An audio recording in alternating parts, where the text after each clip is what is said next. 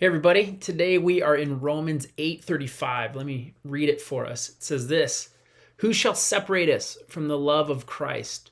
Shall trouble or hardship or persecution or famine or nakedness or danger or sword?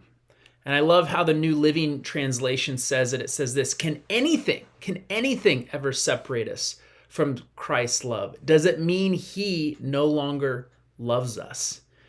With my kids, sometimes when they get upset by a decision or a consequence that I make as a parent, one of my children gets so upset that she starts yelling and says, "You hate me!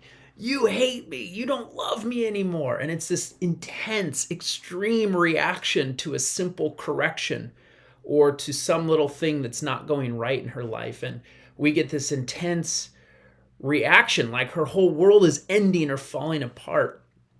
And as a parent, you see the bigger picture, like this is just such a small thing in the grand scheme of life and even in just your day. Like it's going to be okay.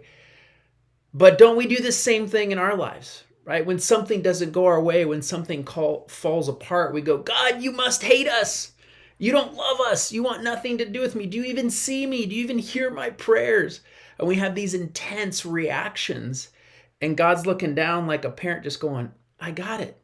It's going to be okay. You're focused on this small little thing in your life, and I can look at the whole picture."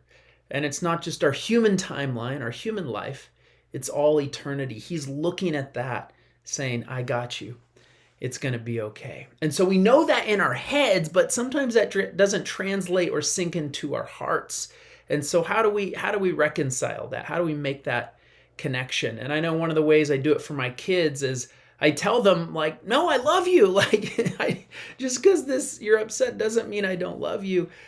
So I hold them, I embrace them, I sit with them. There's a presence that helps communicate that truth, not just in their minds, but that helps it sink down into their hearts. And so it's the same with God.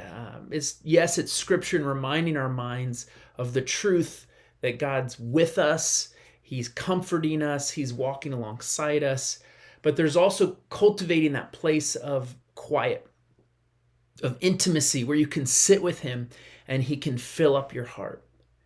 And so think about that today. What is that moment where you can just cultivate a space for God to speak that truth into your heart?